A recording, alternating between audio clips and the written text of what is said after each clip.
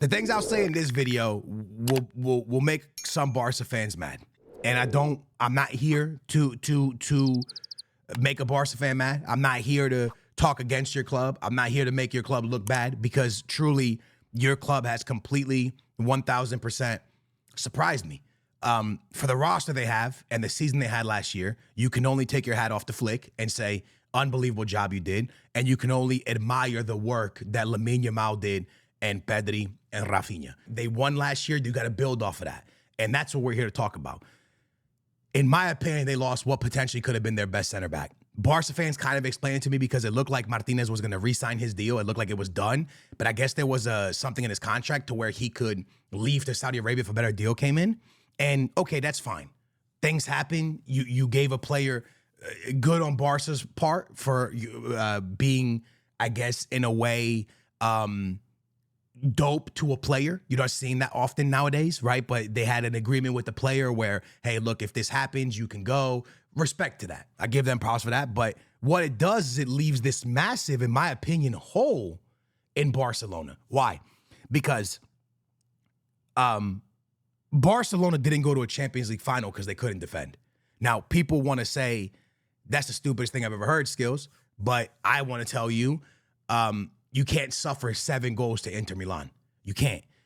Italian teams are known for being defensive masterclasses. That's what they put out. They are amazing at defense. They're not known for putting up 7 goals on people, right? When you think about the way Italian teams get it done, it's, hey, we score a goal or two, and then we're going to show you how to really defend. We're going to show you what football looks like defensively. And they get it done. But Inter didn't beat Barcelona like that. They beat Barcelona by exposing Barcelona's defense. So what does Barcelona do going into the next season? They don't improve their defense. And I know they improved their goalie, but truly Szczesny was not the problem last season. I don't think anybody can turn and say Szczesny was the problem. Is the new goalkeeper probably better? Yeah, probably.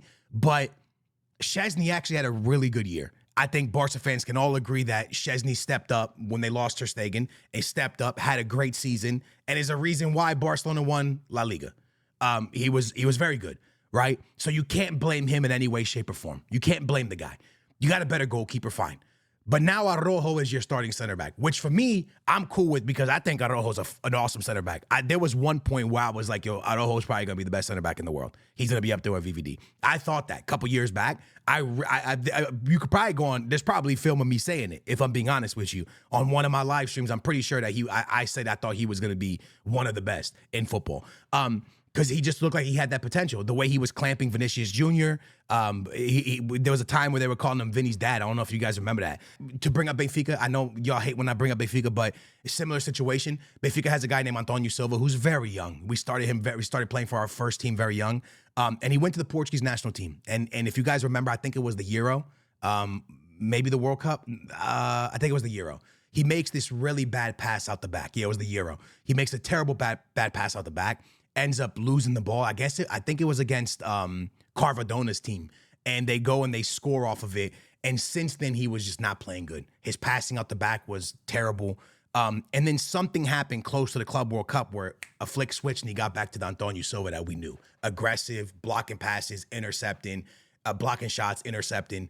And this is what I think will happen to Araujo. I think Araujo, just with a little bit of time, and if Barca fans are patient with him, that it can flick and he can get back to being Araujo, right? But you're seeing little mistakes that you saw with Antonio Silva, where like you see clips where he can't keep the offside line correctly, things like this. But I think if Barca fans really give this guy time, I think that he can really get back to what we think he can be. The problem is when you play for Barcelona, there is no time. Time is not a thing that you can have because on the other side of you is Real Madrid, right? And on the next Tuesday, there's Champions League football. And Barca fans expect one thing, to win La Liga, to win the Champions League. That's what Barcelona fans expect. Same thing with the Real Madrid. It's what your fans expect, right? Your fans expect to win and to win major competitions. So at the end of the day, beating Real Madrid 4 times in a season or 3 times in a season is cool. It's cool. It's very, very cool. But getting to a Champions League final and getting back to the top of Europe should be the only thing on Barcelona's mind this offseason, because you showed you can win La Liga with this team. And I used to always say this to my father with Benfica. Like I would always say, like when they were going far in the Europa League or whatever, I'd be like, dude, who cares about that? Learn how to win in Portugal and then worry about Europe. Barca's doing that. Barca won in La Liga. Barca won in Spain. Barca got that done. So what's next? To improve on this squad and to win Europe. My question to you is, without the defense improving, can Barca win the Champions League? And I know diehard Barca fans are going to say, of course we can, Skills. Why can't we? Anybody can win. Any team can win it. Who knows? Anyone can win. And you're right. Any team has a chance any year. All right, so realistically, Marcus Rashford came in. That's it. That's it. And then you lost Martinez. So I turn to you and ask you this question that's very, very, very important to me. And I keep saying it to Barca fans. I don't know how y'all feel about it. For me, if I was Barca, I would have attacked the right back. And the reason I would have attacked the right back in this window is because Conde can move inside. And we know Conde can play inside. Is Conde a good right back? Of course Conde's a good right back. Ever since I can remember knowing Barcelona, left backs and right backs were extremely important to their success. Jordi Alba, Dani Alves, of players that could make things happen offensively. And I don't think Conde's bad going forward, but I don't think that Conde makes mismatches. In football, especially right now where it's very, I guess, robotic. I've seen somebody say that recently, and it is kind of robotic. It's very, very, I think it was Fabregas who said it. It's very stick to the role, stick to your stick to your position. Nobody's really trying something like we used to see with Ronaldinho or Kaká's, or no one's really trying the crazy stuff, right? My boy Vinny is, but then he does a rainbow and goes out of bounds. Oh, man.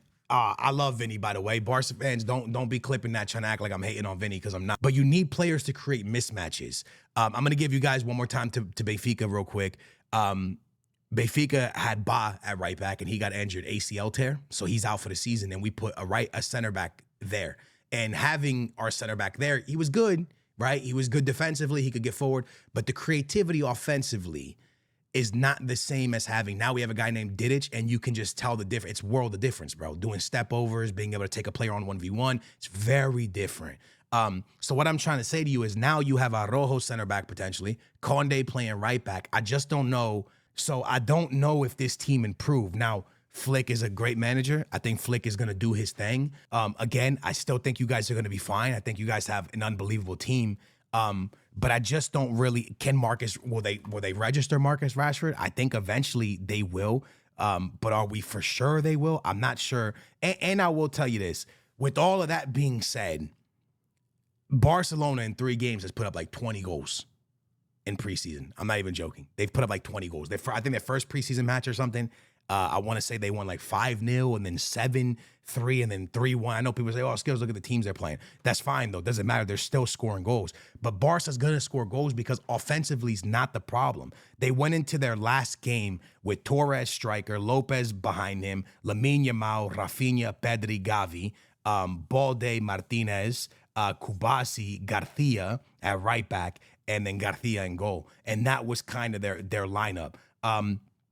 Going into this game where they won 3-1, which was their final preseason game. And the game before that where they won 7-3 was Lewandowski, Dani Almo, Lamine Yamal, Rafinha, Pedri, De Jong, Balde, Kubasi, Araujo, Conde, and Garcia. Now, I love this team from the front forward. I even love this team on the left side of the defense. Balde, Kubasi, Pedri, De Jong, Lamine Yamal, Dani Almo, Rafinha, Lewandowski. I like this team. I think this is a great lineup. I just think that the Araujo leaves question marks.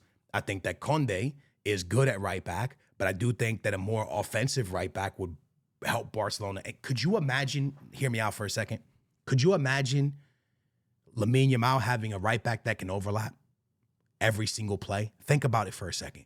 If Lamine Yamal had a right back that could overlap every single time going forward, pretty much, that now leaves someone 1v1ing Lamine Yamal. Because when the right back doesn't push forward enough, or when you're not scared of the right back offensively, you can almost double team Lamine Yamal. But when the right back has to track the other right back and now the defensive mid has to pick up Lamine Yamal, buddy, Lamine Yamal versus defensive mid, Lamine Yamal versus center back, 10 out of 10, Lamine Yamal is winning 8 out of 10 times, maybe 9 out of 10. I'm taking Lamine Yamal every day of the week. And that's what happens when you have a right back that can overlap him. I don't know how Barca fans feel. I would love to get your opinion on all this. But I think offensively, Barcelona's fine. And I think with Marcus Rashford, they do get better. But I just don't understand how Marcus Rashford is the piece that's going to take you to the Champions League final. Because I think defensively is where the problem lies. I think defensively is where the team had to get better, and they didn't, in my opinion. Even when they were trying to get, what was it? When they were trying to get Nico Williams, right? And they were going to move Rafinha inside. I don't think that makes the team better to win a Champions League. I do think their offense becomes really nice, but I think their offense is already really nice. Barca's problem is not scoring goals. Barca's problem is getting hit on the counter. That's Barca's biggest problem. So I would love to get y'all's opinion, Barca fans. I still think y'all can win La Liga. Yeah, 100%. I do. Do I think y'all can win the Champions League? There's a possibility. Do I have you guys as the favorites? If you sign a center back, yeah, I would say yeah.